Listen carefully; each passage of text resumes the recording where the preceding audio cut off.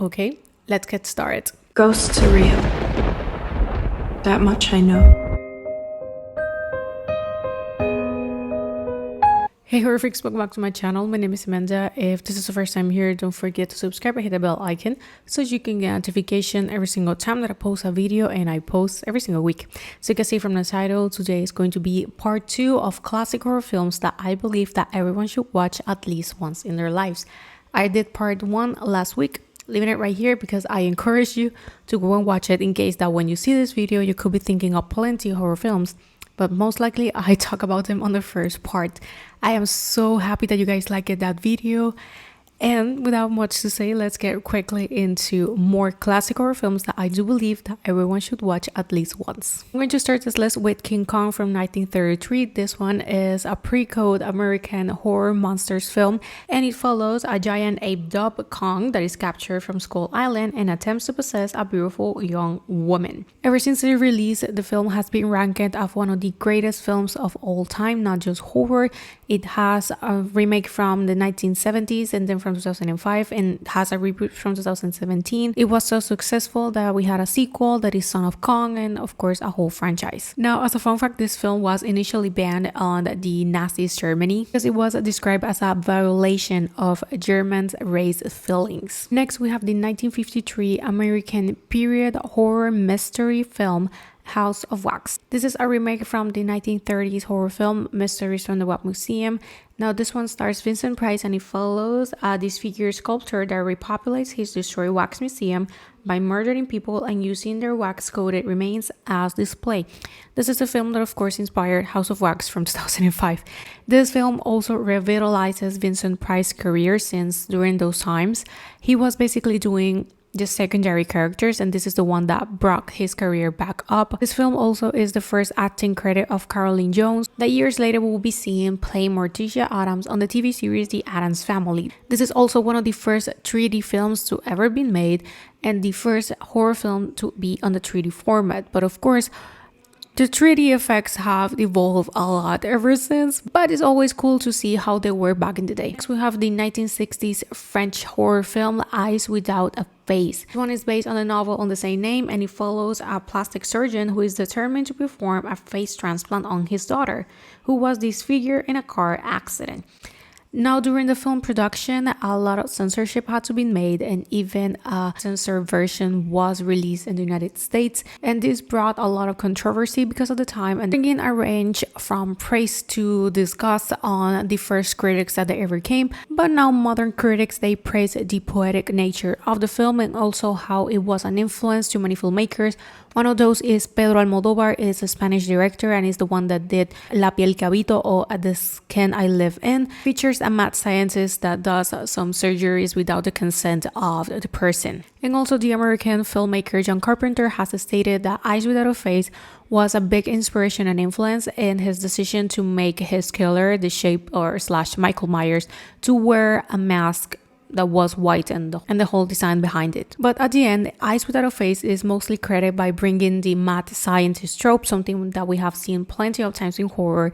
Next, we have the American psychological horror thriller Whatever Happened to Baby Mary Jane. This one is based on the novel from the same name of the 1960s. The film stars Bette Davis and Joan Crafter, and it follows an aging former child star that is tormenting her paraplegic sister that is a former movie star in an old Hollywood mansion. The film was received with critical acclaim and box office success. It got 5 nominations for the Academy Awards, and it won the best costume designs. Now, the sisters in the story, they hate each other, but this is not just on the fiction, it's also reality. David and Crafter, they hated each other, but it helped with the initial success of the film. And it also led to the rehabilitation of the both actresses' careers, and it was also the last time that Davis was ever nominated to an Academy Award for Best Actress. And over the years, the film has been critically acclaimed by the black comedy and also how camp it is. Next, we have the 1974 Canadian slasher film Black Christmas. This one follows a group of sorority sisters that received threatening phone calls and are eventually stalked and murdered by a deranged killer during the Christmas season. The film was inspired by the legend of the babysitter and the man upstairs and a series of murders that occur in Montreal, Quebec. Has been noted by many film historians as one of the earliest examples of the slasher. This is of course the same year that Texas Chainsaw Massacre was released, so we had the two earliest examples of slasher on the same year. John Carpenter took some inspiration to make his slasher film Halloween from 1978, and it has been recognized as one of the greatest horror films to ever been made, and it has a remake from 2006 and one from 2019. The next one, probably this one can bring a little bit of a debate, but in my opinion, I do believe that this film is horror, and it's the 1975 Steven Spielberg film Jaws. This one follows a police chief, Martin Brody, that with the help of a marine biologist and a professional shark hunter, they hunt a man-eating great white shark that attacks beachgoers at a summer resort town. Jaws is the first major motion picture to be filmed in the ocean, and because of this, they had a lot of trouble during production and also with the schedule and the budget. The film received an exceptionally wide release for the time and also was accompanied by a big marketing strategy and campaigns. There were television spots and also merchandise, something that wasn't common for the time, but it serves as the prototypical summer blockbuster. It's thanks to Jaws that the studios realized that releasing blockbusters in summer was a better route, since usually blockbusters were reserved for winter, and summer they would release the films that they do believe that would perform poorly. It was also the highest grossing film of all time for 2 years before Star Wars was released. It won several awards, mostly by the music. We all know the two notes, and the soundtrack is iconic and very easy to recognize ever since. We all know and do associate those two notes with sharks. But it also brought some repercussions, since after the film was released, the attendance to the beach it dropped during the year and pushed the stereotype that we know today about sharks. It is essentially known as the Jaws effect. After this film was released, a lot of films have tried to imitate the story. It has some sequels. They aren't as good. In my opinion, they aren't good. And it also set a template for future horror films, to the point that Ridley Scott Alien from 1979, the script actually was called Jaws in Space. Now next we have the 1976 American supernatural horror film Carrie. This is based on the Stephen King's novel of the same name. This is his first novel and his first work to ever been adapted, and it has been considered one of the greatest ones to have ever been made. And it follows Carrie, that is a shy 16-year-old girl who constantly mocked and bullied at school. This one received 2 Academy Awards nominations, and ever since its release it has been praised by the critics and is considered one of the greatest horror films to ever be made. And the biggest influence that the film had in popular culture, we all know, that is the prom scene. You don't need to see the film to know about it, just like with the shower scene in Psycho, and it has been replicated many times in films and series. Next we have the 1977 supernatural Italian horror film Suspiria. This one is directed by Dario Argento, and it follows an American ballet student that transferred to a prestigious dance academy, but quickly realizes after a series of brutal murders that the academy is front for a supernatural conspiracy. This one is recognized as one of the most influential horror films ever made. It has a remake from 2018, has been praised by the attention of the details and the coloring, which is true.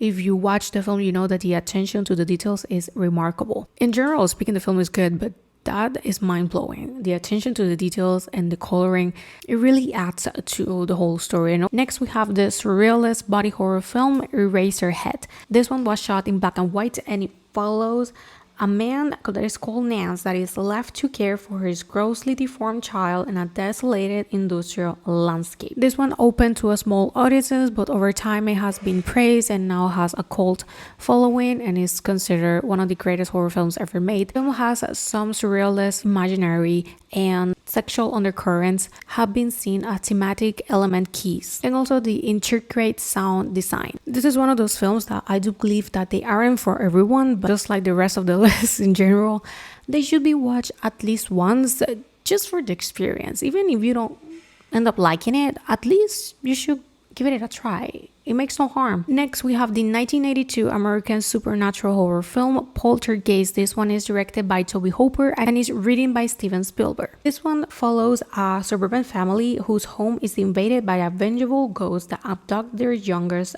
daughter. Ever since its release, the film has been recognized as an indie horror classic, has a cult following, one of the greatest horror films ever made, just like the majority of this list, and it was nominated to 3 Academy Awards. And the scene of the clown doll has been ranked many times as one of the scariest scenes in horror films in general. The majority of people hates clowns, so of course this one will traumatize more than one. And Poltergeist is also one of those films that had a lot of controversies behind the scenes and a lot of stuff in production that makes this film even scarier. Next, we have the 1988 American slasher film Child Play. This one follows a widowed mother who gives a doll to her son, unaware that the doll is possessed by the soul of a serial killer. Along with the fact that this film has a cult following, has a big franchise, even a TV series, we can say that Chucky is the main reason why so many people is scared of dolls in general. Because the amount of people that I have seen that are scared of dolls is a lot. We have seen puppets and dolls being reused in horror many times. We have Puppet Master, Coraline uses a doll, we have Dead Silence that also use a lot of dolls, and it's all thanks to this good guy, this redhead little guy that decided that was going to be a killer role. Charles Lee Ray decided that he wanted to get into a doll. Chucky is one of those franchises that had evolved a lot from the first film all the way to what is now, just like Evil Dead a little bit, but in this case was a switch. Child Play is a very serious trilogy, but once it switches to Bride of Chucky, Seed of Chucky, all those films they do become more comedy and dark comedy in a sense. So there's a switch in it, but I believe that it is still very good. And it's the essence at the end. The TV series takes the essence very well actually, and I am dying to see the upcoming season that I am assuming that is coming in fall. We don't know yet. And to end the list, we have the 1998 Japanese horror film Ringu. This one follows a reporter that is racing to investigate the mystery behind a cursed videotape. Whoever watches the tape dies 7 days after doing so. Now, this film had a lot of influence on the Western cinema because through this time, all the way from the 80s to the 90s, we're seeing a lot of slashers. So this was like a breath of fresh air. Also with the Blair Witch Project being released during the same times, and this is something different, something new. Also is foreign horror, so of course it's way different for what we are used to see. It was a total success. And of course we have the English version, that is The Ring. I believe is a very good film. In my opinion, it's one of the greatest PG-13 horror films ever made. It's very, very good. If you haven't watched it, what the hell are you doing? You should do it. Both the original and the remake, I think they are both good, and that's something that doesn't happen a lot. A lot of films that are remakes from foreign horror, they aren't usually that good. Goodnight Mommy is a good example, a very recent and good example.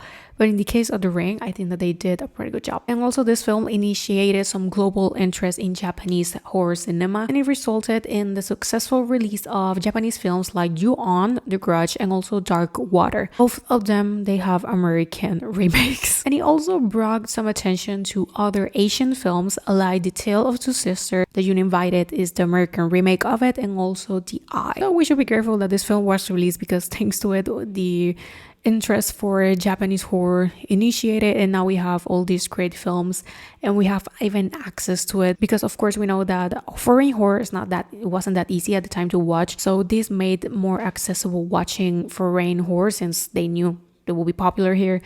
So thank you so much. But this has been all for the list. Thank you so much for watching. Once again, thank you for the support that first video had. I wasn't expecting it. I did that video because I needed to feel the space of the video that I was going to be making that last week. So I wasn't expecting it, but thank you. Here you have part 2. I do not think I will be doing a part 3. I have a whole list on Letterboxd, but I don't think that I should be doing a part 3 of this. But thank you so much for watching. Let me know down below which one is your favorite from this list. If you have watched them all, if you haven't watched any of them, let me know. But well, thank you so much for watching, and I will see you guys on my next video. Bye. It's real. That much I know.